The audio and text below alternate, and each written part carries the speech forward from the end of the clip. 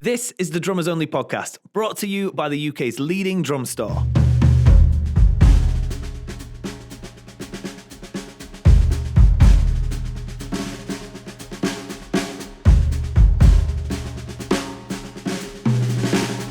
So hello everyone, Drummers Only podcast, episode number 66, and we are joined today by the wonderful and legendary Mr. Jason McGerr. Good morning to you, Jason. How are you?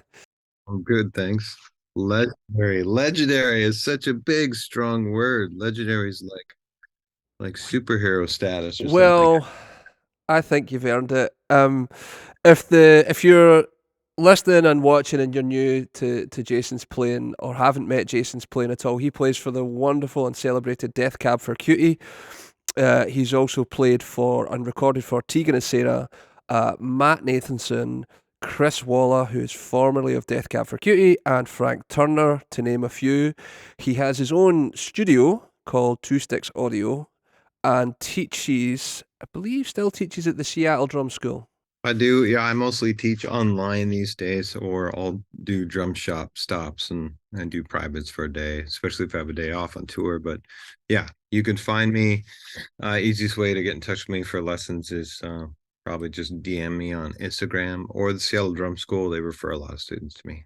I sort of first came to your playing via Modern Drummer 06, the festival.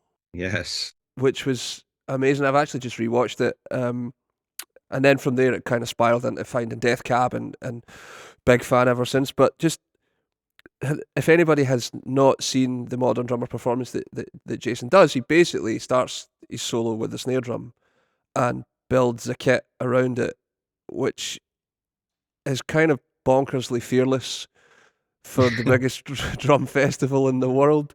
Pretty cool. What do you do when you got to follow up Ronald Bruner Jr.? And you got Glenn Coachy coming up after you. I mean, it was the whole point of that, presentation and starting with the snare drum and for anyone that hasn't seen it, like I had my drum tech there at the time, and he brought out the additional pieces of the drum set. And it was, every time a bass drum would show up, or the hi-hat or a floor tom or whatever, I would add that component to my sort of intro solo. But I wanted to, I say it on the performance, but I wanted to leave room for error. I mean, we were always thrown unknowns all the time in life, whether you're driving somewhere or you're getting on a stage, a big stage, a little stage. Like you can plan as much as you want, but you have to be adaptable. And that was kind of my message with that opening at that festival. Was like, I don't know what's going to happen. It doesn't matter how prepared I am, anything can happen. So I might as well leave something to chance. And I mean, yeah, was the thing improvised, or did you have a framework? There was a framework, but there was, like the timing of when each of those pieces came out. It was like, I think you could see me look inside stage a few times, like to see, like, is that floor tom coming? I guess I'll just vamp on this a little bit more. So, I mean, yeah, it's just like tremendous. It's such a great idea. I think the message is amazing, especially with like currently with the whole world is obsessed with perfection and making sure that everything is presented in this really packaged way, where we are flawless and and that's what, 16 years ago. yeah. Yeah. Yeah. It's tremendous, man. So does that I mean, that do you teach that idea to people, like just kind of leaving room for good things to happen and or bad things? Absolutely. I think the more we judge ourselves, the more we sort of criticize our own process, the more it clouds the natural good shit that comes out of us. I mean, it's like they say, you've probably heard the phrase first take, best take. Right. A lot of times in recording, when you hear a song for the first time, you're not overthinking it. You're coming at it from a different place, instant inspiration and like, ideas that aren't influenced by someone else's suggestions, but like purely yours. And I think that in this, I mean, I would say today, but really it started 20 years ago. The ability to hit Apple Z or, Alt Delete or whatever it is. It's so easy to just redo things that we're in the process of deleting ourselves constantly. Mm, And that's often before we really take a look mm, at what happened. So mhm, I like when I'm recording at home mhm, for other people, and I have them send me tracks. I will often, I have everything built in a template and good to go. So really, if I have a cup of coffee, come downstairs in the morning, all I do is hit R on my computer and I'm recording. uh-huh. And I often will play a piece of music that I know I'm going to be working on. Like I did this with Frank Turner stuff recently. I just hit record before I learn the song, Oh, and wow. I'm more reacted to what I was hearing and feeling. And then, of course, I eventually was able to build and construct more of my parts. When I'm working with the artist though that I don't know, and I don't know what they're going to do and which way they're going to turn or how they phrase. To me, that's a really revealing process of like finding different angles and being inspired and having that captured. So more often than not, like I said, I will do a first pass, not knowing exactly what I'm going to play, but record everything Mhm, and then kind of go back through and take inventory of, what the reaction was. I mean, mm, think about it this way. If you tell a joke and you make somebody laugh, they haven't heard that joke and they smile and they laugh. It's big, it's genuine, it's very mhm, real. You mhm. tell that same joke again, you're not going to get the same, you're not going to get the same smile. So, um, I think that in the spirit of capturing very real reactions and inspiration, it's important to grab those moments and then take a look at them and learn from them. So again, the recording process, same thing goes for teaching. Often I don't have a set curriculum with students. Like, Mm, if this was a lesson between you and I today, the worst thing I could do, I think, as a teacher is to have a whole preset sheet. Like, here's what we're going to work on. mm, Never met you, don't know what you need, don't know how you learn, don't know how you're going to react. Yet somehow I think that I've already figured it out before we even started. So, like I said, first thought, best thought, addressing the very real needs of a situation or a song or a person or whatever, I think is the way to go. I mean, the the place I jumped to right away is it's not really too dissimilar to how a jazz musician plays and or records. If you're going into Mark Juliana's a friend of yours, right? So Yeah. Mark's probably played. I mean, he did release an album that had alternate takes on it. Yep. So every time those guys take a pass at a solo, it could be wildly different. Yeah. Like they could end up half timing out of nowhere, or someone could drop out, and then all of a sudden, any sort of preconceived notion of what they were going to play is going to change. Yeah. And I think the more you train like that, the more you sort of stress test yourself, the better balance you have as a human being, Mm, like it really it calls upon you know, your ability to hear. And also, in other words, if I'm playing something for the first time, I'm not going to overplay. The emphasis is going to be on listening, right? sure.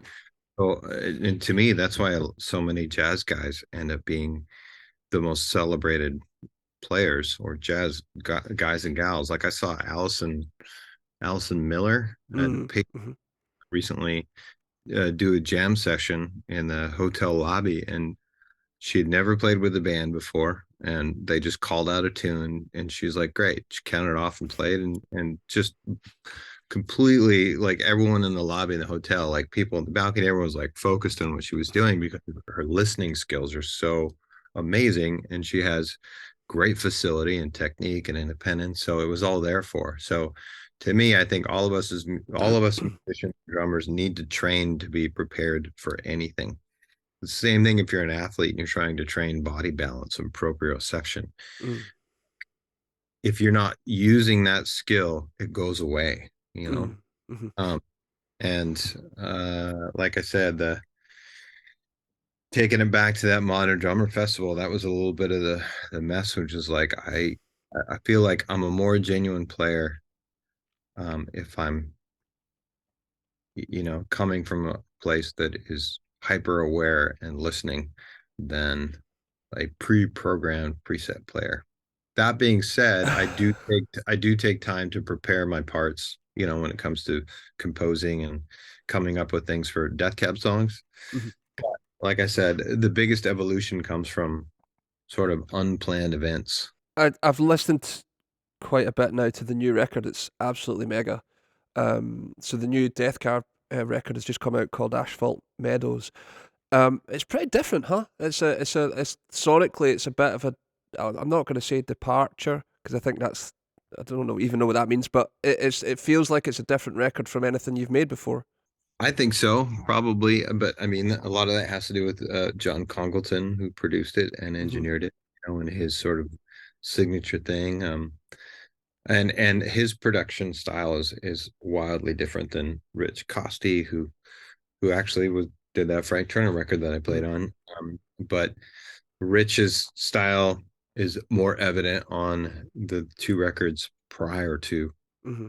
Salt Meadows. So Kintsugi and Thank You for Day was that producer. And then before those albums was all not self-produced, but Chris Walla, Hmm. who is no longer in Death Cab, was pretty much at the helm of everything up until that point.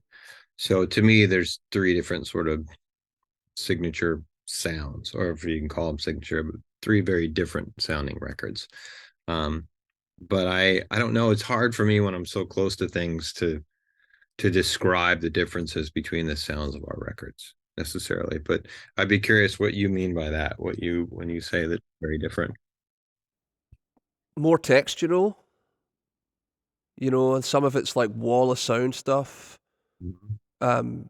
There's a difference in the writing as well. I think that over the course since Chris left the band and stuff, the writing has changed, and it's great to hear because it gets the band is still evolving, Mhm. which I think is really important for musicians to keep going.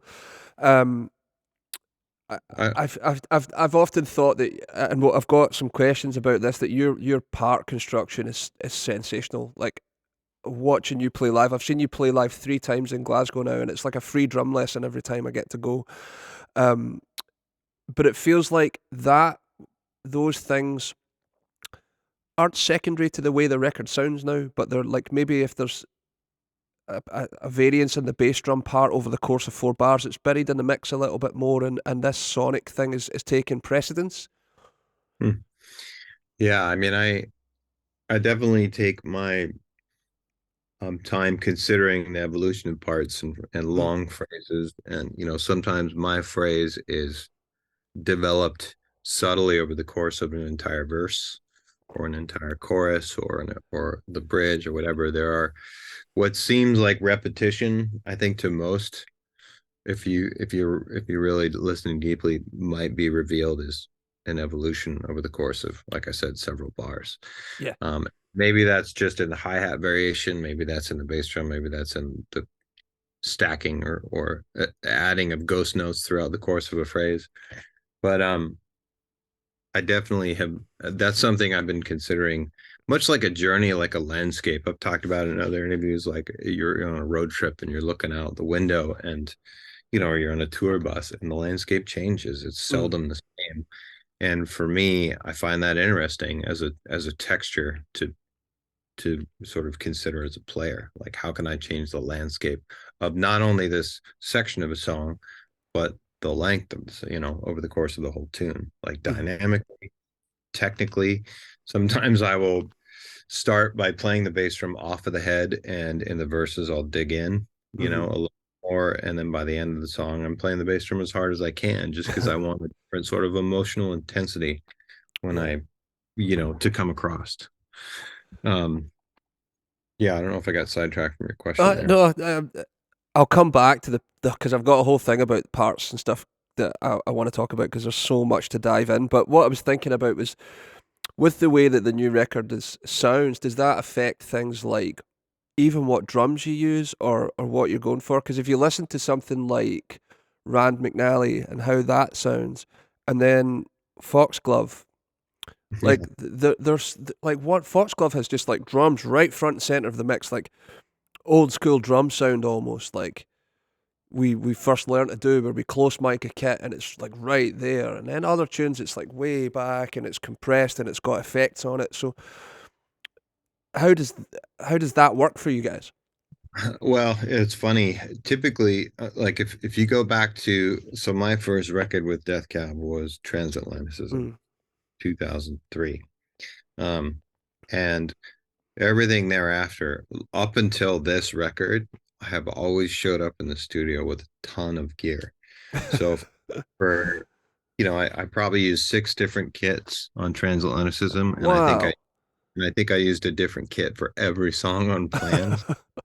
There's a photo in a book by a photographer named Autumn de Wilde where she took a picture of everything I had, I think, laid out on the floor, and she's like a long ways away, and you just see this like sea of snare drums, looking up to me. But um, I have a lot of equipment because I want a lot of different textures and Mm. sounds. And I mean, sure, you could take a drum and you could tune it multiple ways, and you can use overlays, and uh, you can change microphones, you can change microphone distance, you can change your rooms, you can change your approach, you can change your sticks, you can change, your technique. There's so many ways to take a single drum and make it sound like a dozen. Mm. And up until this album, I was doing that, and I was, shipping a ton of gear. I would never show up to a studio with less than 10 snare drums. Wow. But on Asphalt Meadows, I used one drum set and one snare drum for No, for, come on. for hold on, for every song except for one, which was Rand McNally, which is funny that you pointed out. So Rand McNally, so I will say the one kit that I used for the whole album was a Gretsch broadcaster, a new one, 131622. There's photos of it online. Um, and the snare drum was a 6.5 phosphorus bronze, Oh, which is an amazing drum. yeah. Favorite all-time snare drum. Also the heaviest drum I think I've ever owned at 20 pounds. But it has a massive range. And for Rand McNally, I used a 20-inch broadcaster bass drum with a single head and a Brooklyn Standard Mm. snare drum with an overlay, like a big fat snare drum. Um, the Black Hole Sun model overlay. Uh, but that was it. Everything else was the same drum set. So really what varied is approach, like I would change my stick size. I would tune it slightly differently. I would play it differently. We'd move and shift mics around. But basically, you got to think of, to me, this instrument, because we don't have notes, because we're not playing scales per Mhm. se, not changing keys. We need to really work hard and dig deep into the sound of our instrument. And so many people fail to do that. They show up in the studio or even live. They don't change so much with it. So if you've seen me live, you've probably seen a little bit of that approach, like song for song, Mhm. it can change. To me, that's a whole that is the difference between uh like how can I put it? Just like making a song what it is. Like Mhm. I could have played everything on Asphalt Meadows with with the wrong approach. Mm. Literally, I could have Mhm. like played a song too hard, oversaturated the room, Mhm. blew up the mic pre's, and it would not work out. It would not be the same song. Rand McNally, I played super quiet, Mhm. barely off the head. I played the thing that did change a little bit with cymbals. So I used Zildjian L80s for hi-hats Really? on Rand McNally, and I used Wow. the Crash of Doom, 20-inch Crash of Doom for, but I knew that, like, given the tempo of that song and the height that I was going to be playing, like literally 2 or 3 inches off of every surface, the Mhm. way that I was going to be playing, I communicated with John, the producer and engineer, and said, you need to gain up your mics because this is what I'm going to be doing. And the magic of this drum sound is only going to be revealed by you know, gaining up the mics and us moving the microphones in closer and me barely playing. If I move beyond that threshold, it's ruined. The bass drum's not going to be as cool. It's not going to be big and round. Those L80 hats are going to be too bright and crispy and weird. So what we need to do is we need to capitalize on my approach with the right pairing of microphones to get my point across. This is what I'm thinking. This is what I'm feeling. And I have done that with every song for as long as I've been playing drums. I've really thought about this song needs to have me crushing the drums. Like, you know, the first track on the record, I don't know how I survived. Yeah. Like, I'm bashing the shit out of it. And same with Foxglove to an extent. I really needed to dig in there, but Pepper is not that way. So yeah, throughout the whole catalog, I could talk about each song having an individual approach. And sometimes that was a stick choice. Sometimes that was a fulcrum choice, how far up I held on the stick. Sometimes that was a swapping out a bass drum beater to something that had more feel and less attack. But again, I feel like a mechanic back here who's trying to tune up a race for a specific race. And sometimes that's going fast. Sometimes it's going slow. Sometimes it's going off-road. Was that approach something that you've always had in your life, or is it something you learned? I can't think that, I don't think anyone ever told me about it. It's just something that I considered. It probably stems from like just being a kid that always liked to build things and take them apart, and like Legos and models, and like figuring out how things work and having like sort of a mechanical mind, paying attention to the world, paying attention to textures, and listening deeply to music, and trying to close my eyes and like envision what the person looked like who was playing drums. Yeah. How hard were they hitting? Like, were they smiling? Were they sad? Yeah. Were they in love? Were they depressed? Like, what was the approach behind? I mean, you can think about that with classical composers too. You know, you could go back to Rachmaninoff and Franz Liszt, and like could read about what was going on in their life. You could literally find out that information today, and you hear the music and you're like, that makes sense to me. Totally makes sense. To me, I deeply feel this instrument, and sometimes I'm excited, sometimes I barely want to play. I mean, it really comes through, but what surprises me more is that it's such a unique approach. I don't know if in my collection of music of any other drummer that approaches it that way. Now, like people approach songs individually. Sure, each song on a record is a different thing, but I don't know if anyone's doing it to that level of detail. You know, on their instrument specifically. Yeah, on drum set. You know, I think there are. It's hard to. It's the kind of thing that you don't pick up on from other drummers unless you're really listening a lot to them or deeply. Like somebody that I picked up on that from is like Brian Blade. I mean, Mark Giuliano does it as well. Like Mark has a lot of power, and at the same time, he can play feather light and fast. And yeah, but like, I mean, getting into the nitty gritty of tuning it per song, moving the mics, changing up. Do you know what I'm saying? Like each song is like a blank slate. We've got a new song. We wipe the board clean. Where are we starting? Well, a big reason I can do that and I approach it that way is because I'm an engineer. Because I know that like of the 6 bass drum mics that are in my studio right now, I could tell you what they all do well and what they don't do well. Okay. Tell you of the 8 different flavors of mic pre, which ones are more colorful and which ones are more transparent. So, we all can, if you're going to paint a room, you have an idea of what color it should be. So if I'm going to play a part for a song, I have an idea of what color or texture or sound or presence it should have. Whereas I could choose the wrong thing in a way that you never scream into somebody's ear, I love you, and expect them to like be cool with it.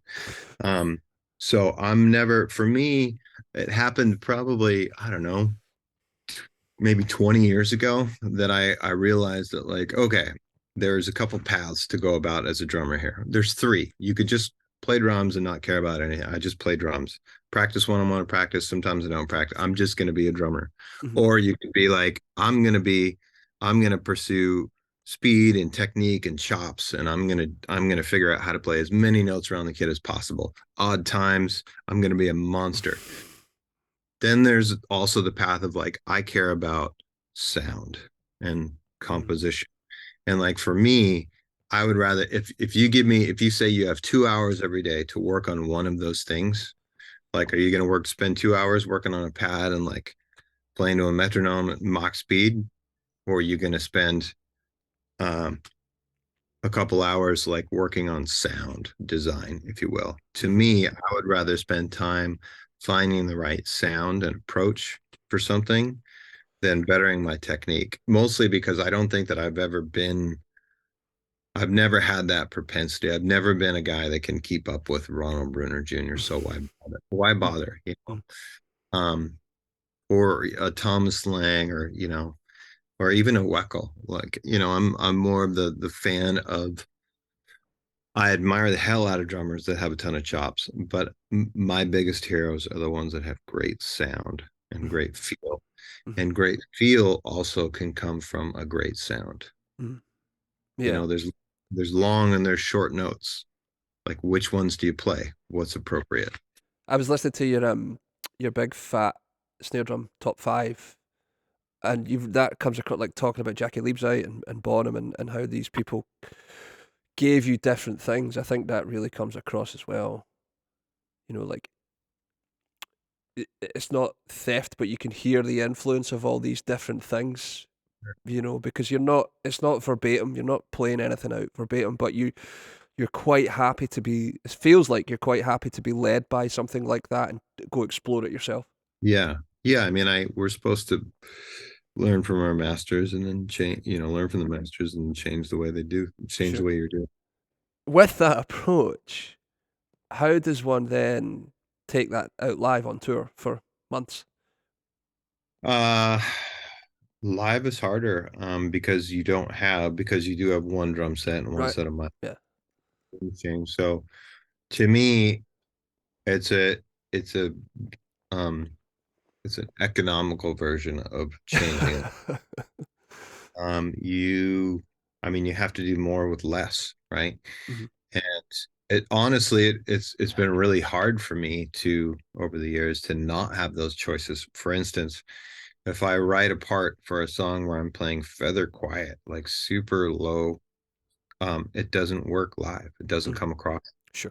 I'd say that I develop my um the pattern is based on the dynamic and the tuning and whatever. Like, for instance, there's a song called Kids in 99 from the Blue EP. Mhm. I don't know if you've heard it or not, but it's a really cool, intricate drum part that very much leads. It's like the feature on the Mhm. track. And what it requires is like a super high tuned snare drum, dead and muted with I used a broken distortion pedal. I think I have it here somewhere, and it sat on top of the snare drum head, and it had broken bits in it, so it rattled. And I used a Vic Firth root in one hand and a SD4 in the other. Wow. For anyone that doesn't know, that's the lightest, Mhm. smallest drumstick you can get, pretty much. Mhm. And so the groove was dependent on a certain dynamic approach and setting up the drums that way. And when I try and do that part live, I had to alter it. I had to play Right. it with, had to do something that came across, because if I just did my thing, which for a while I brought out that just broken distortion pedal and I tried to use those sticks, none of my bandmates could feel it on stage. They're like, "Can you play harder?" And Okay. so I had to find a different approach that worked and come up with the live version. So there was a few songs in the catalog that really work quite seamlessly in terms of what I did in the studio works well live.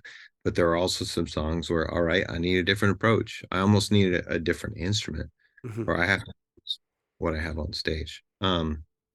That being said, majority of what we did on Asphalt Meadows has been exactly the same thing. Like, my approach in the studio Mhm. is and I've been cognizant of that, like more aware, like when I'm in the studio recording, like, how's this going to work live?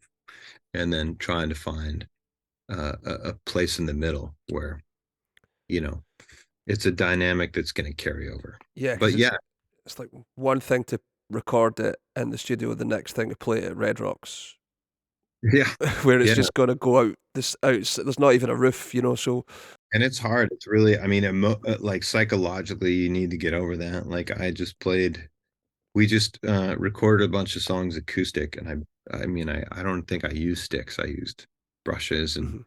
palettes, and everything was like this far off of the surface and played super, super quiet.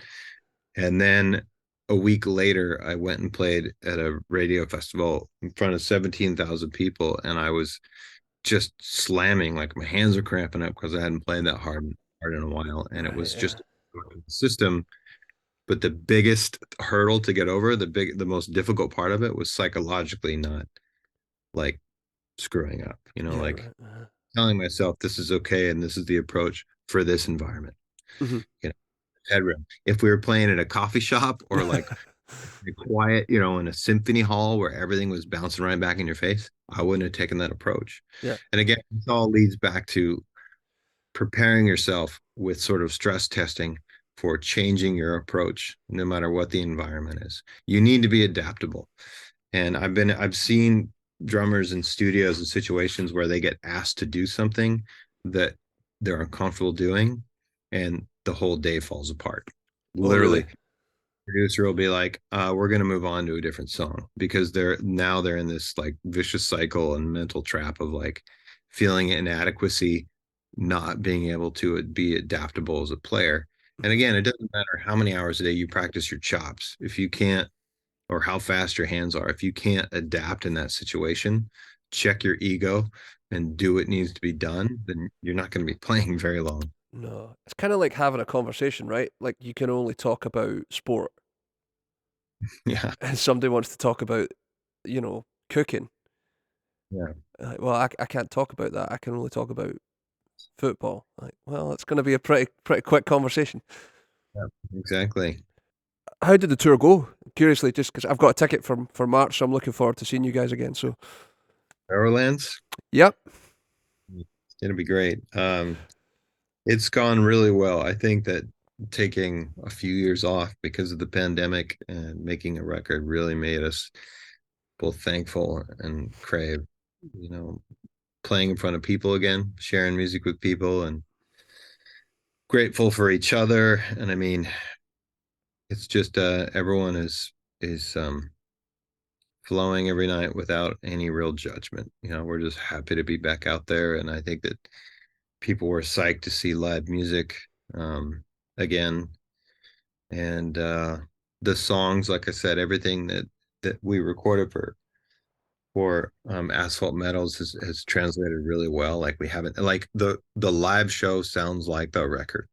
great. We're not much stuff. And backing up just a little bit, you had talked about how the writing has still managed to evolve, and Mhm. things have a sound.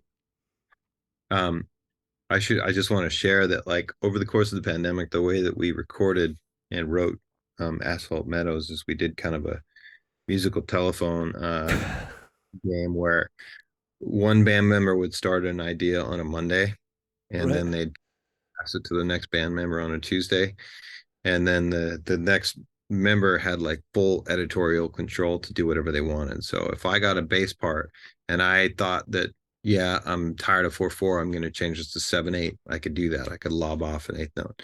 Or if I wanted to speed it up or slow it down, I could do that and add drums. And then I would pass it to the next band member who could then do whatever they wanted on, and they could nix my drum part, play another drum part if they wanted. Wow. That didn't happen very often, but like it did happen. And so by the time Friday came around, the last band member would have mixed it and added their parts, or maybe they didn't add any parts at all. All they did was mix it, and they would present it to the rest of the band. So no one knew what was going to happen until the end of the week. And every Monday, somebody different started, and the order would be changed around. So in the Wow. past, Ben has always written kind of the lion's share of the demos and the songs, and we kind of tool them out in the studio together. But so much more of this album was created through that process, where the embryo or the seed of the song came from somebody other than Ben, or Ben would start it and he would have no control. with the rest of it. And it was a fascinating process, and not every song came out the other end great. There's plenty. Well, that was an interesting experiment, but it did give us a ton of material that we sadly had to whittle down and like make decisions about what songs were going to make the record. There's probably 3 or 4 albums worth of fully recorded material, but we chose, collectively our favorite songs. But that process of like everybody getting the day to do whatever they want without any influence from, you know, our our spouses, like because how many people are in a relationship and they're just set in their ways, Yeah, right. and they don't ask for things that they need, or they argue about something that they're just used to arguing about. And I'm not saying we don't get along. It wasn't that. It was because of the pandemic that we were separated, right? Otherwise we would have been in a room trying to write. But this somehow provided more wiggle room and creativity, and just a different approach overall to the writing. It's such a cool way to write a record. It was great. It And was. It was. I mean, thankfully, in this day and age, being able to have a home studio that's legit is not obtainable. mhm, It's easy to do, or it makes it obtainable. So people can sound good and pass it on. yeah, I was going to say because if for give me if I'm wrong, but I think this is the first record where there's tunes that are in odd times, like ones in 7 and ones in 3, Ones and five. or ones in 5. Okay, I, There's sort of a 6/4 feel on one, but um, yeah, I don't know. Well, there's early on, there was like on the first Death Cab record, there was some odd times, but right. like in a section, like a bridge of a song. But yeah, Yeah. I think that you got to be careful when you throw in odd times, because either people will hear that for what it is, or they'll be they won't realize what's happening. So like with the title track, Asphalt Meadows, that's at 5/4. I'm just drawing a straight line through with a backbeat. So Mhm. that carries over into the chorus. So really, it doesn't matter. You don't have to tap your foot in 5. You could tap it in 2/4, 4/4, and you're Mhm. still not going to lose your place in the song. So, Yeah. but yeah, had that writing process not developed the way that it did, I don't think there would be odd time on the record. But none of it feels super drummy. It just feels it feels great. It just feels good. It's kind of nice to hear on a popular record that you guys can sneak that in the back door. It is snuck in for sure. You know what I I mean? mean, dangerous territory to be throwing. um, yeah, I want to talk about part construction because one of the big things for me about your playing has always been that like you just create parts that I don't know who would come up with that. Like if you take something like Kath, that could have just been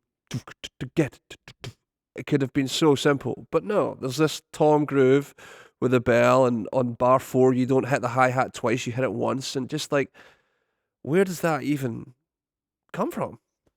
Well, and that particular song, let me back up. The something I learned when in one of my very first bands was to take suggestions, let your guard down, and not be Mm, so, boneheaded that you only wanted to get your point across. I played in a band years ago with someone that was a really creative programmer, and this person is no longer in a band, but at the time, they were heavily into music and writing, and this guy would program the most angular, weird drum, and I would have to make sense of them, or I would want to. I mm, chose like, how can I, you programmed and then you wrote a whole song around this, like you phrase your guitar and your vocal around this weird angular pattern. I make that happen on the drum set, mhm, and that called upon a lot of independence mhm, and a lot of polyrhythmic sort of approaching, because obviously when you have somebody programming, they're not worried about they don't have physical limitations, right? yeah. They're not trying to cross arms or separate hands and feet.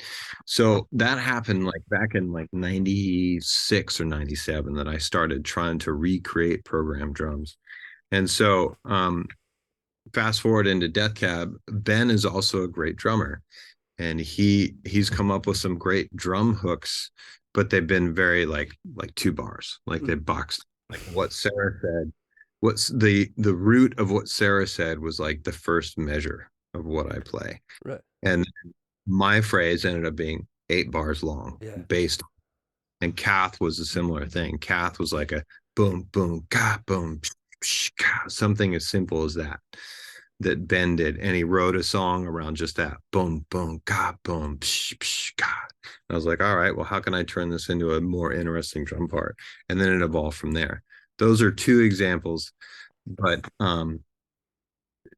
most of what I'm trying to do when I sit down and play the drums is every time I play a song, I want it to be different or something, a slight variation on what anyone else has ever heard. Yeah. If it's a kick on 1 and a snare on 3, what can I do with the hi-hat that makes it different than anything else? That's just what I was going to say. You treat the hi-hat like its own instrument. Yeah, well, the left foot and the hi-hat in itself, I mean, there's so many textures in there, like a song like "I'll Possess Your Heart" or "Grapevine Fires." If you took away the hi-hat pedal, they would not be the drum parts that they are today. Yeah. Like, have the independence, it's there. Depending on how hard you step on that pedal changes the character of your hi-hat. So like maybe measure 1, I put more pressure on the hi-hat for a tighter sound, and maybe at the end of measure 2, I drop to my heel and lift a little weight on the front of my foot, and it changes the sound of the hi-hat, the spread of those cymbals, and then I add some accents. Like all that kind of textural stuff has to be in there as long as there's an anchor of time, like a drum hook, Yeah. Right. Drum hook or the backbeat that is always in the expected place. But again, this all comes from, like I said, we're so limited, right? I've got a 4-piece kit. I don't have notes. I don't have scales. So for me, how can I make, 8 notes sound like a melody? How can the hi-hat become a melody? That's kind of the question, right? Like, what can you do to lyrically phrase your drum parts so that you're saying something? One of the guys actually asked me to ask you about "I Will Possess Your Heart," and because he wanted to know what the kind of recording process was, because he feels like, he says when he listens to it, it sounds like it was a jam, but was it improvised or was it constructed? You know, where those fills are and things. You know, like, and it's like 8.5 minutes long. Yeah, well, that song was played through 4 times, and it was played to tape. And when Chris came in the studio, it was my studio, my commercial studio that I built. The first thing he did is he took the computer monitor and he unplugged it and he put it up high on a shelf. He's like, I don't want to see anything. I don't want to see any waveforms. I just want to listen. And let's just play like playing in a room. And so all we wanted to do was play that song 4 times through, given it was a jam. And to really get like really nerdy, the drum set was, there's actually a video out there, you can find it, of me recording "I'll Possess Your Heart." Angela Kendall was the person who was filming at the time. She also filmed Tegan and Sarah documentary that I played on the con. But you can see me playing. I'm playing with SD4s. I'm barely playing, like, these are marching sticks here, but I'll just show you, like, on my knee, like I'm playing this hard. Wow. Okay. That is as hard as I'm playing, except for the fills. I'd get on a little bit more. The drums are super dry. All the drums are mic'd with SM57s going through an old film tube mixer called a MagnaSync. And it's like a 4 microphones in and 1 mono out. And that it's Wow. mostly a mono drum kit with a couple other mics for support, just to beef up the sound a little bit more. But it's like a lo-fi vibe, playing to tape, no click. Like if you try and map that out to a click, it's hard to do. But like that presentation, I was like, how can I kind of take the Jockey Liebsy approach? How can I sound like I'm in Germany in 1972 with this especially with this, you know, where the bass part was so repetitive. It's the same bass part, same bass line for the whole thing, except for the bridge. Hmm. That's it. Um, so how can I be the one that's moving around and creating more melody and more of a landscape? I want to sound excited. I want to push. I want to pull. That is all over that track. It's very imperfect, but it has a thing, right? It has kind of a groove. Mm. But again, if I didn't come from the approach of how quietly and low I was playing it, that mono sort of lo-fi drum sound, and then that hi-hat foot, you know, popping out in there on the Hmm. of the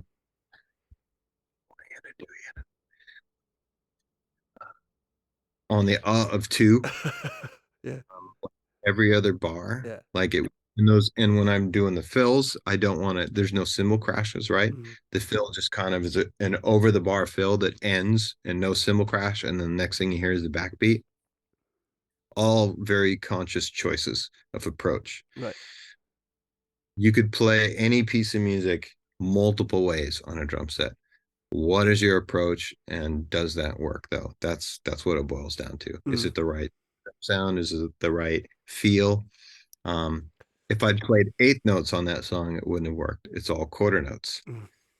That changed the feel entirely. So did you like did when you played it through 4 times, did you do anything different, or was it the same kind of approach? Like you never tried to play it with eighth notes, for example. No, I knew what I wanted to do. My part pretty Right. much there. I mean, there were variations in the kick drum pattern, probably. Hmm. I don't think you could line up all four takes. In other words, it would definitely not be the same thing. But I think that most of what I did was a reaction to what the rest of the band was doing. And then also having a little more freedom and phrasing with my bass drum pattern, because Nick was doing the exact same bass part. Mm. So like bass drum and the bass line didn't need to lock in. Hmm. So if you were to transcribe the whole thing, you'd stand back when you're done and look at it and be like, wow, there's not a lot of repeating of bass drum phrases in here. It seems to be all over the map. But that's because, like I said, the bass player did the same thing all the way through. So there was no need to do that. I was meandering all over the place, but the backbeat is in the same Yeah, place, yeah, right. you know? So then you've got to go away and learn it to play it live. Uh, the live version we have is not too different, but it has evolved over the years Hmm. into like its own thing. So Hmm. when you see, you know, when we come through in March and you see I'll Possess Your Heart, this is also goes back to that me saying or stating 10 or 15 minutes ago, like sometimes the studio approach doesn't always work Yeah, live and right. you have the version. So, but I mean, I find that interesting. I don't want to go see a band that I've spent, you know, however many hours listening to the record and have it be exactly the same Yeah. experience. I want something different. Yeah, I agree. I grew up with grunge music, so I'm just early 40s. So I grew up with like Jimmy Chamberlain was my guy, the Pumpkins, and going to see those guys, it's like a show. It's people playing music, and there's live versions through the eyes of rubies, like 25 minutes long, and there's a whole jammed out section, and it's just like that's what I'm buying a ticket for. There's a whole, like I said, I can pretty much bring my brain right back to the approach of literally everything we've done. And it sometimes in the moment, it doesn't make sense. Sometimes your bandmates are like, okay, well, you need time to do, you know, you're going to stretch a bed sheet over your bass drum head. Like, but there's a reason for it, you know? It's when I heard Sarah for the first time, it's like, and I eventually read your Modern Drummer interview about how you played the coda and the outro of that song. It's like, who even thinks to flip a rudiment, add a flam on, orchestrate it between two pieces of the kit, and play it at like double piano? Well, but that comes exactly from where you're at. You know that, right? Hmm. Of course. That's that's Alex Duthert. That's like all the study I did with the Scottish guys, Jim Kilpatrick, and I mean currently Stephen McWhorter, you Yeah. know, like those guys, your guys own the world of technique, and so few drum set players are aware of how much texture there is and how much swing and how much potential there is in the Scottish rudiments. Same Yeah. with the Swiss, but I had I not studied Scottish drumming, 25 years ago, the end of what Sarah said, that outro would have never existed. That was just an exercise. That's all it was. But that approach, here's where here I'll make connection here. What Ben is singing at the end of what Sarah said is, who's gonna watch you die? Who's gonna watch you die? Who's gonna watch you die? Right? Thinking about those moments, if you put yourself in an ICU and you're next to somebody that it's an unknown, like how long you're breathing, how long when is this going to pass? Like that's like an infinite suspension of time. There's not a lot of dynamic shifting in that thought process if you put your head in that space. And somebody said something to me years ago listening to a Sonny Rollins record with the Coltrane sort of band playing with him, which was Elvin Jones, McCoy Tyner, and Paul Chambers, I think. No, it was Jimmy Garrison, yeah. Garrison, yeah. But they're playing East Broadway Rundown, and there's a section in the tune towards the end where the old timer told me, it was actually Greg Keplinger. He's like, listen to that. We were listening in his house. He's like, listen to that. And I was like, it sounds like they're just doing the same thing. He's like, exactly. He's like, it's just a warm breeze just blowing, you don't want to move. You just want to stand right there and let the wind keep blowing and hitting you. And I was thinking about the end of what Sarah said and like what I would feel if I was in the room watching somebody slowly pass away. What would I do? Would I move? Would I get up? Would I be walking around? I would sit in one place and I would just let it come to me. And the end of that section, I was like, all I want to do is play the same thing over and over and over and over again. How can I make it interesting but repetitive? And the only changes that happen are like there's certain dynamic shifts. So emotionally, as lyrics, the piano changes, the piano or the guitar enters as the piano fades. Like that's when I make dynamic shifts in my playing, but the part stays the same. And again, this goes back to that landscape idea of like emotionally, what do you feel? And but thank you, Scottish drumming, But yeah, I mean, some of those boys. Have you seen Jim do the double stroke roll with one hand? I have. Yep. That's Yeah. terrifying, right? Yeah. You're so lucky, man. Does it blows my mind. John Fisher, who I studied with for years and years, who played in Shots and Dykehead, with Jim and Alex Duthert. He's the only kit player that I've met who's a Scottish drummer. But I'm sure there are plenty over there. Alex's son John is a customer of ours. Yeah. Yeah, he's actually a Gretsch man as well. He plays Gretsch, so he's got he's got he bought the Gretsch did Alex Duthert's son. Yeah. Oh man, I want to meet him. Yeah. Well, when you come over in March, if you've got a day, I can hook that up. I mean, this book. Yeah, right. I've got that somewhere as well. It's just. No, I mean I would love to meet him. Yeah, I don't know if we'll have how much extra time, but even just to sit down for coffee. I mean, I feel like an absolute beginner, combing over a lot of those compositions that Duthert wrote. I mean, I can play a few, but it has been a major part of my playing and development. Obviously in the world of technique, but the textures and what translates on the kit. And I knew that Alex was a fan of jazz and American, drummers behind the kit, but I didn't know if he actually played. But I'm not sure if he played kit, but his son John does. He very much plays kit, So yeah, it's a funny thing over here because it's not as celebrated as much as it should be. Like you go to the States and there's like a marching band at every game and it's a big deal. Here, it's kind of like it's so weird. Yeah, well, somebody sent me a clip recently of McGerr in a pub somewhere, and it seemed like, there was like 15 people or something, and most of them clearly his friends, and they applauded. He just got up and did a solo, and he played a whole fanfare, and like I'm riveted watching this 13-time world champion play. Right. but yeah, the local, like everyone in the pub was like, "Oh, that was great. Let's Yeah, what do you want to?"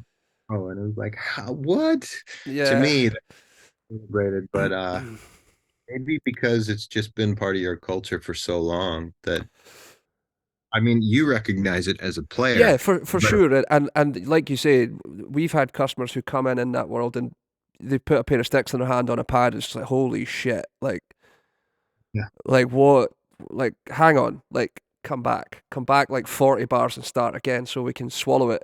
But I don't know if it's because it's a bit kind of twee's the wrong word for people, but it's very touristy. Put your kilt on and there's some bagpipes and a boy with a snare drum. It can feel a bit like that. But we still host the world championships every year and things. when I saw like I saw that what's Steven's band again? Inverary? What's the Oh, I can't remember. I'll find out whilst we're talking, because that's. anyway, I saw like a I was watching the other day like a top secret drum corps, performance. Hmm. Uh and then I bounced over to the to Steven's band doing the um uh what they won the worlds with this past year, the Hmm. piece that they played, and it's like no comparison, like who's the better core, who's the better group. And having just been to PASIC and watched a lot of those kids in competition here in the US doing the drum corps stuff, it's just, I mean, there's some great players, but even though like the Blue Devils, like it's such a different approach, Mm.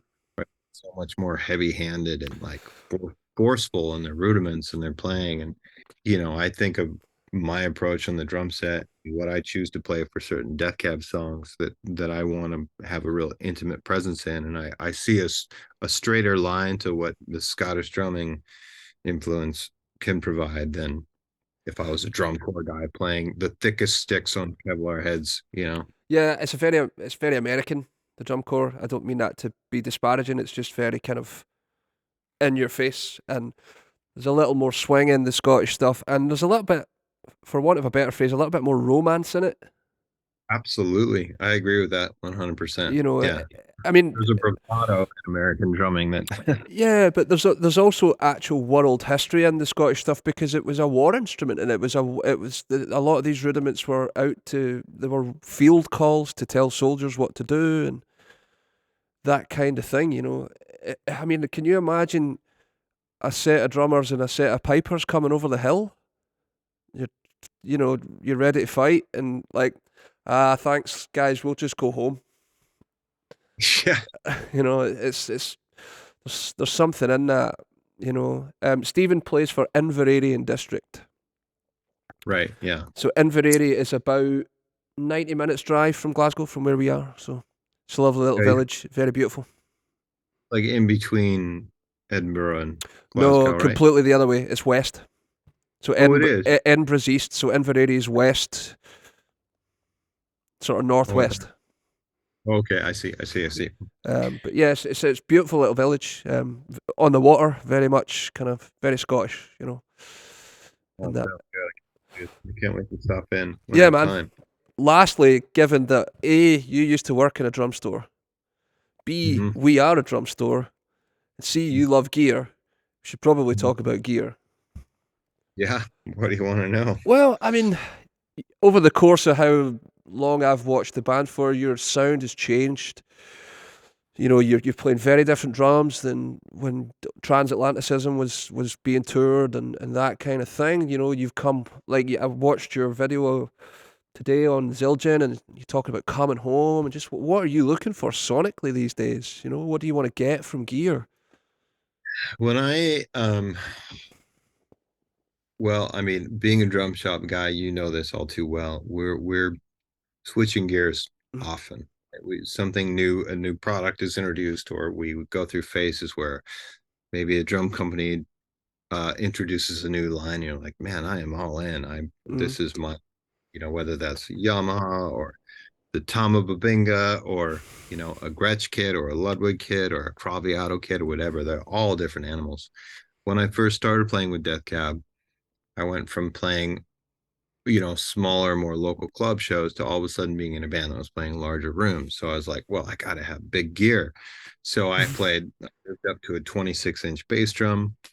And, I used literally 2002s, Peisty Oh yeah. 2002s, and orange ride, 15-inch hats, 18, 20-inch crashes. And I wanted to really fill sort of the rock band space. And what I realized is the more I kind of went into big, heavy, loud instruments, or in terms of building that sound for myself, the more I missed where I had come from, which was more of being a fan of vintage gear Mm-hmm. and darker, drier cymbals. And so I've kind of done this full circle of like, I still have my first kit, which is a 1965 Ludwig Black Oyster. And I had Downbeat. No, like I'll just grab the tom and bring it over. Oh, How about amazing. that? Jesus, this is special. Oh wow, look at that. So that is gorgeous. The 65, and I have a 13, 16, 18, 22 Wow. in this kit. And that was kind of my first love affair with drum sounds. And this kit actually belonged to a friend of mine, and it was given to him by his uncle. And I would go, and I was just playing snare drum in 6th grade, and I would go to his house, and like he had this kit for 3 years, and I would get to play at him. And to me, that was the beginning. That was like that was a drum. That was a drum sound. That was a drum kit. That was the feel that represented what I wanted to do.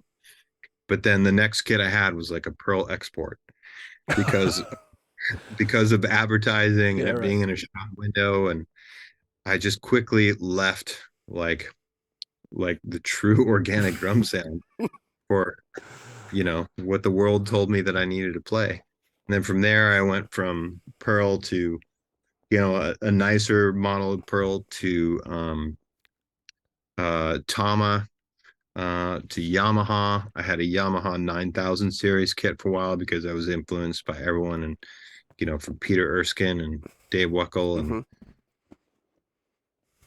Vinny Colaiuta and all those like big heavy we listened to. I went through the Yamaha phase, and then I went to AOT. Wow. Okay. And then I wound up back at Ludwig, but it was all the new Ludwigs. But none of the new Ludwigs could do what the old Ludwigs did. But I just had to play what the company wanted me to play when I was on tour.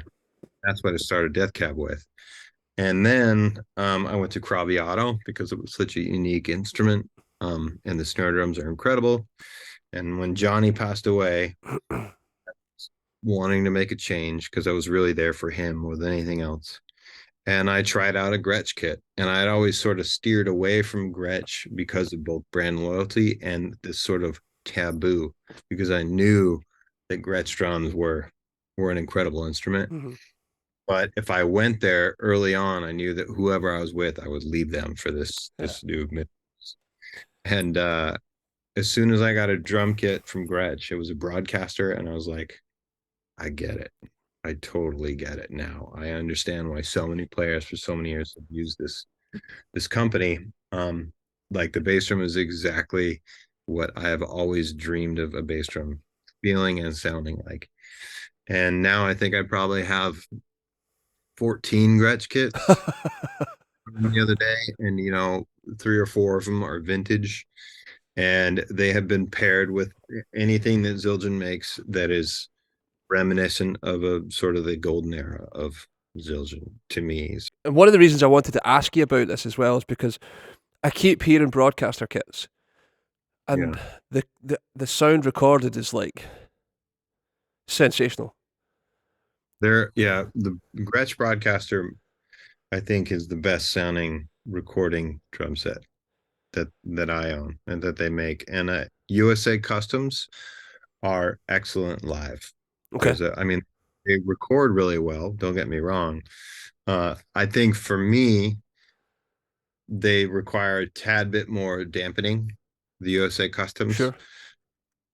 Because the edges and the maple gum are just a little livelier. And so overtones and like phase issues and everything is more easily controlled if they're a little focused, if they're a little more focused. So the attack is brilliant in a live setting. I love how much more presence that they have, the USA Customs. The broadcasters are also great live, but for recording and where I tune my tuning range, I think the broadcasters are the best sounding drum set you could possibly have in a Do you recording. have the vintage build with the internal dampers and? Yeah, so my kits are all spec'd out exactly the same. I use internal felts on the bass drums, Mhm, front and batter, and I use internal dampeners on the top and bottom of my toms. mhm. I don't always use them, but sometimes I need to just dial a little bit, like barely touch the bottom head, because when you hit a bass drum, sometimes the floor tom, as you know, will react. It'll resonate. So by just a tiny bit of dampening on the bottom head, as long as you don't choke the drum, it's really handy. And I was talking about this with Gretsch just the other day. Like, can you think of another company that offers a drum set with internal tone control, top and bottom, as well as a bass drum, with the quality of sound that Gretsch offers? No, I can't. I've tried to rack my brain, even if there's like smaller, more independent companies, but none of the commercial brands do it. And Oh, all the main commercial brands are all about. They're actually all about is making the drums as resonant as they can make them. well, I get that if Hmm. all you're doing is drums, but if you're an engineer or a mix guy and you're trying to build a mix where frequencies aren't competing, like the extra resonance, like drums by themselves, great. Sing for days, go for it. But when you've got a bass, you've got a synth bass, you've got a muddy piano, you've got three guitars, you've got an acoustic, you've got harmonies, when you're stacking all these different frequencies and putting them into a stereo mix, like in order for it to make sense and not be like muddy and built up, each of those frequencies needs to make room for each other. So the bass guitar, if it's competing with, say, a double-headed open bass drum and a floor tom that's wide open and tuned, that is a mess. Like trying to pick out like what the bass player is doing and what the toms are doing and everything, it doesn't work. So in other words, you got to think about it like an assembly of people. All right. Do you want to be shouldered, like your arms bleeding into other people's space? Or do you want to be able to make out the profile of everybody sitting in the assembly? So the drums have such a broad range, obviously, of sonic spectrum, right? Hmm. You've got the absolute top of what people are hearing. No one hears a frequency from an instrument higher than your cymbals, No, right? no. And your bass drum is at the absolute bottom. It's below the bass player. But then there's everywhere in between. Your snare drum occupies from 200 hertz to 4,000 kilohertz, right? And so when you start to stack, like I said, multiple frequencies from different sources and they're slightly off or they're overlapping each other, sound is an absolute mess. That's not how great records are mixed. Yeah. So Gretsch being able to offer tone control, top and bottom of heads, like adjust to taste. Same thing with the bass drum. Like I use Kick Pro pillows, Okay. um, bass drum because I like the additional weight of them. It does something to the actual density of the note, dries up the bass drum a little bit more. But I use those as well as a little bit of felt on both heads Hmm. to get the sound that I want. Um, and again, it's all dependent on the songs. Sometimes I have a 26 by 8 bass drum, two solid heads. I played that on a track yesterday, and I wanted the note to last for 2 bars. Hmm. I wanted that. And I also knew that the bass player was playing a super dry sound. So we weren't in competition Hmm. or using super dry sound.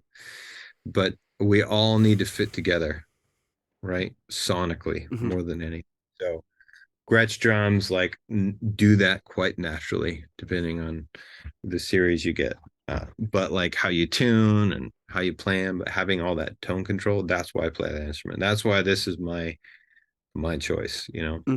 Where do you cut? Do you come down on the fence of drilled bass drum versus undrilled bass drum, all of that stuff? Do you care enough about it, or what's the story? Well, obviously you care enough about it because you care about all of it, but okay. See, that's what I think, right? For those that are just listening, Jason just turned his camera to show us that he has a kick drum drilled with the tom mount on the bass drum. So for me, I'm always going to err on a drier drum sound than a wide open one. For me, the era of rims mounts and like everything being wide open was a thing that worked for a while, but that's not my choice anymore. I don't think that is as popular. Most people want to hear much drier sounds, more sounds. And a lot of that stems from, us being very much an era for the past 2 decades of programming. Like people using samples and sounds that have like very well curated and perfectly trimmed, and they can adjust the length and the note duration so that nothing's ever a problem. But when you show up with a wide open drum kit, you can't do that after the fact without destroying your drum sound. That's when you end up using a bunch of really unmusical gates and so forth. Whereas if you show up with a slightly dry drum kit, you can always add reverb. You can add individual reverb on a tom or a snare drum or a bass drum, or you can add full kit reverb or room sound with extra mics that are further away. You can always add to the length of your drum sound, but it's really hard to naturally take away from it. So having a bass drum mount in the bass drum and a tom mounted off of a post dries those things up. The rack tom is far more focused and stable in terms of playing than if it were on a rims mount or some kind of suspended system off of a cymbal stand. I don't like toms bouncing around when I'm playing them. If you look at old footage of John Bonham, because he had such a big rack tom at either 15 or 14 inches, he had most of the time a tom mounted to the bass drum with a snare drum basket underneath it. He used both. But like I said, I think that a more focused drum sound allows you to have better control of dynamics, hear more articulation, and be able to add something more naturally than have to take it away. Because a gate is not a very natural sound when it comes. But, reverb is. Sure. Do you think it adds weight to the bass drum as well, mounting something on the top of it? Yeah. Lowers the pitch? Some old guy like hit me to a bass drum sound. I don't know if they did it at Stax or if they did it at Muscle Shoals, but somebody years ago introduced me to sandbagging your bass drum, which is like putting weight on top of the shell, which helps dries up and sort of compresses and focuses a note. You should try it sometime. I mean, as long as you're not worried about crushing your shell, but even if you like have somebody lean on your bass drum while you're playing it, the tonality, it's a crazy change. Right. So, I do think I enjoy the weight. Also, like in practical terms, like it's just less stands on the floor. Right. Yeah. And if you're a clubbing drummer, you just pick them up and move them off stage. And I mean, I don't think that a cymbal mounted off of the bass drum is as cool as a cymbal on a stand. Yeah. But I have done it. We've all done it. Yeah, I mean, we could talk gear for hours about the weight of cymbal stands and how that affects cymbals, the weight of a hi-hat clutch and how that affects the sound of your hi-hat. Like it's all minutia, but it does make a difference in how I play and how I feel as a player. I think the difference for me is when you're being creative versus when you are a jobbing player. I think that stuff matters more when you're being creative than when you're jobbing.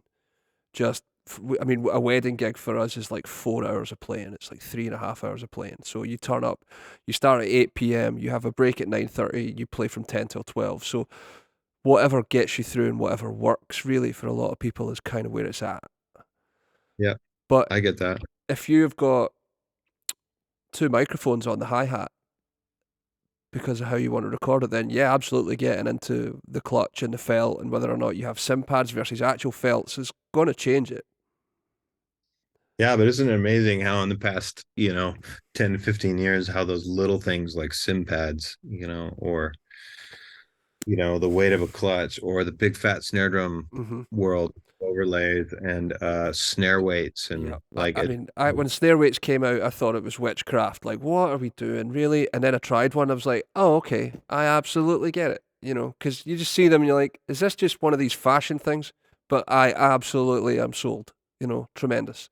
Yeah, well, that's what I'm saying. Like somebody also pointed out to me the other day, d- like if you're a professional guitar player, there's not a single guitar player out there that like gets a guitar from the factory and just takes it on stage and plays it.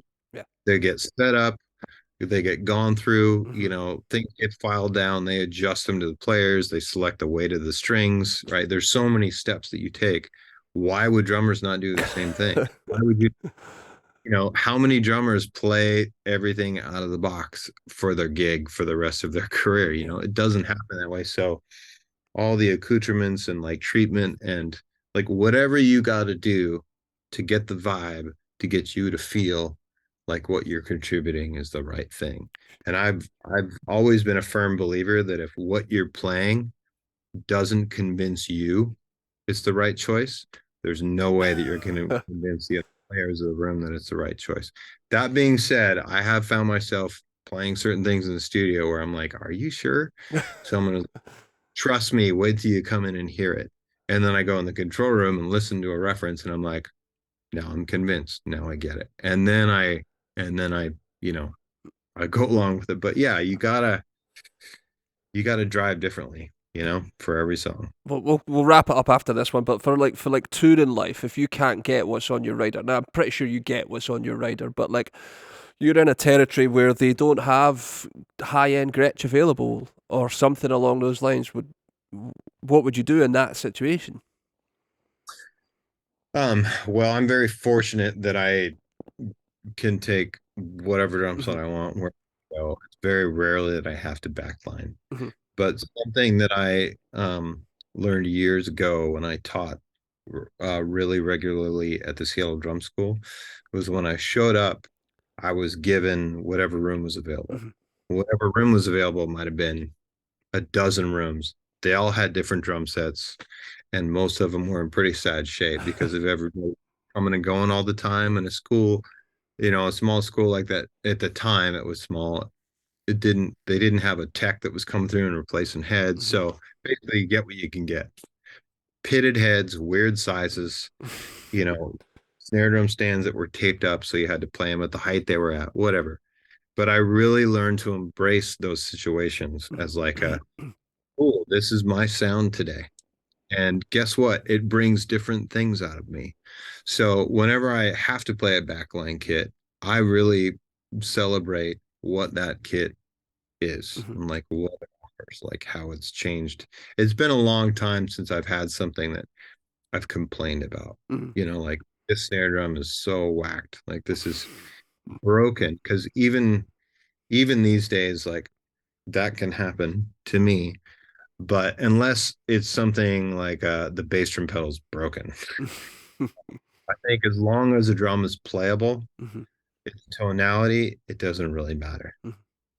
in a live setting, even in a studio setting. Sometimes showing up and like playing what's offered can draw more out of you as a musician than if you were to show up with something that you're familiar with. Mhm.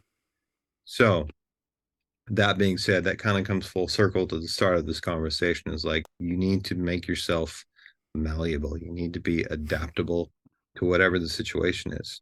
As a student, as a player, as a jobbing drummer, as a festival fill-in, as a hired gun, whatever it is, you should just buckle up and embrace what it is we get to do because that's how you have longevity, not complaining or saying that you can't do your job without some specific tool. Like it's all rhythm. It comes through us. We need to emotionally convey what we're feeling the best way possible. Beautiful. Beautiful. Well, thank you, man. Thank you very much for coming on. Um, as I thought it would be, it was like pretty enlightening lesson again. Like watching you play, it's been a real treat to get to talk to someone like you. So I really appreciate you taking the time out your day to do that. Thanks for listening to this episode of the Drummers Only podcast. Please leave us a review and make sure you subscribe. If you need any more information about us or any gear mentioned, head on over to drummersonly.co.uk and make sure you follow us on all of our social channels at drummersonlyuk. Thanks for listening. Peace.